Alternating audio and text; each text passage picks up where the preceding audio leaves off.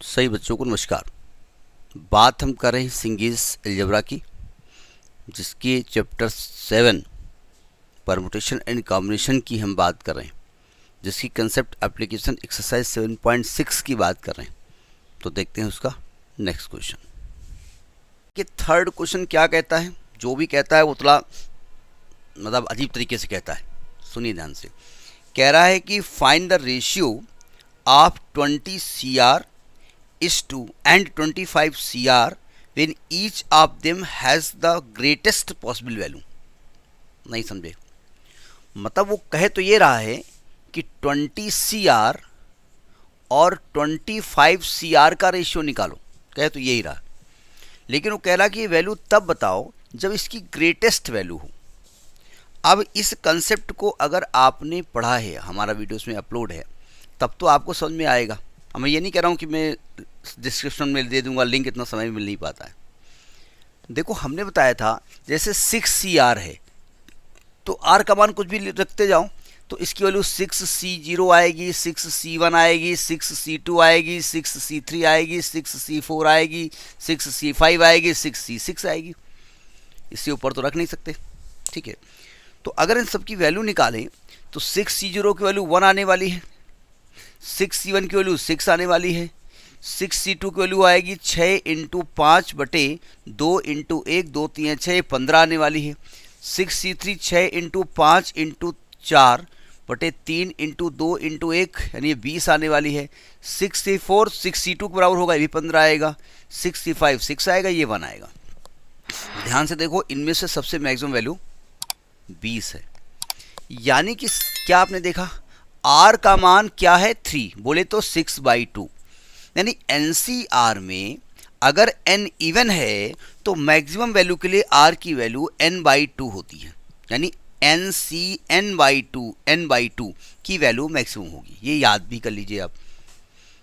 अगर ऑड की बात करेंगे तो ऑड में हमने बताया था कि NCR में अगर n ऑड है तो R का मान n-1/2 या n+1/2, दोनों केसेस में ये वैल्यू मैक्सिमम होगी। मतलब अगर 7CR है तो 7C0, 7C1, 7C2, 7C3, 7C4, 7C5 up to 7C7 सबकी वैल्यू निकालो। तो उसमें 7C4 जब देखोगे और 7C3 देखोगे, यानी आप R का मान 4 देखोगे या 3 देखोगे। अब 4 कब मिलने वाला है, जब 7 + 1/2 करोगे, और 3 कब मिलने वाला है, जब 7 - 1/2 करोगे। तो इन दोनों की वैल्यू मैक्सिमम होगी जबकि n ऑड या इवन है, ठीक है। ये बात तो हमने इसके पहले समझाया भी है, दोबारा समझा दिया हमने। तो यानी कि आपसे कह रहे हैं कि 20 CR 25 CR का रेशियो ऐसे नहीं निकालना है, जिस जगह पर वो मैक्सिमम वैल्यू दे रहे हों। तो आप लिखेंगे for maximum value of 20 CR, R की वैल्यू कितनी हो जाएगी 20/2, यानी कि R यहाँ 10 होना चाहिए, क्योंकि यहाँ पर जो n है वो इवन है। और for maximum value of 25 CR, R की वैल्यू कितनी होनी चाहिए 25 + 1/2 होनी चाहिए या 25 - 1/2 होनी चाहिए, यानी 13 होनी चाहिए या 12 होनी चाहिए। दोनों ही केसेस में वैल्यू सेम आने वाली है। समझ में आई नहीं आई बात? अब अगर हम इसका रेशियो निकालना चाहें तो रेशियो निकाल लो। So ratio for maximum values क्या आने वाला है 20C 10 आने वाला है, और ये 25C 12 ले लो या 30 ले लो, दोनों सेम वैल्यू आने वाली है, ठीक है। अब 25C2 कैसे, अब 20 को 10 टाइम मत खोलिएगा, फैक्टोरियल 20 अपान फैक्टोरियल 10 इंटू 20 - 10, फिर भी 10 आ जाएगा। ये फैक्टोरियल 25 अपान फैक्टोरियल 12 इंटू फैक्टोरियल 13, ठीक। अब काट पीट किया जाए, देखो ये वैल्यू छोटी है, लिखी रहने दो। ये वैल्यू बड़ी है, 12 बाहर करो, अंदर क्या बचेगा 11, 11 बाहर करो, अंदर क्या बचेगा 10, तो फैक्टोरियल 10 लिख दो। इसमें 13 बाहर करो, फिर 12 बाहर करो, फिर 11 बाहर करो, अंदर 10 बचेगा, अपान इसमें 10 10 लिखा रहने दो। इसमें 25 बाहर करो, 24 बाहर करो, 23 बाहर करो, 22 बाहर करो, 21 बाहर करो, अंदर बचेगा 20।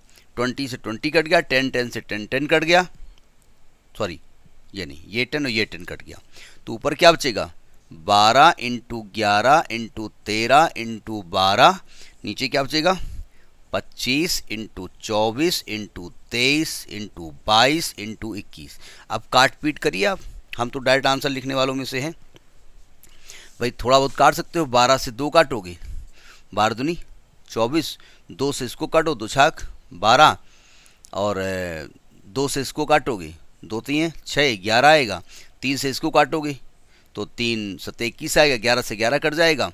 अब मल्टीप्लाई कर दोगे तो ये मेरी जो वैल्यू आई है वो आई है 143/4025। हो सकता है कुछ गलत कट गया हो, फिलहाल ये 143/4025 आई है। एक बार कैलकुलेशन चेक कर लीजिएगा कि कहीं कुछ गलत ना हुआ हो। 25 में 12 माइनस करोगे तो 13 ही आएगा ना, तो इसको चेक कर लीजिएगा, कहीं गुणा भाग करने में गलती हो तो कमेंट न लिखिएगा, ठीक, अपने आप कर लीजिएगा। मेरा मकसद ये था कि आप मैक्सिमम वैल्यू को समझते या नहीं समझते, ठीक। तो this is question number 3। Next in the next video. नमस्कार।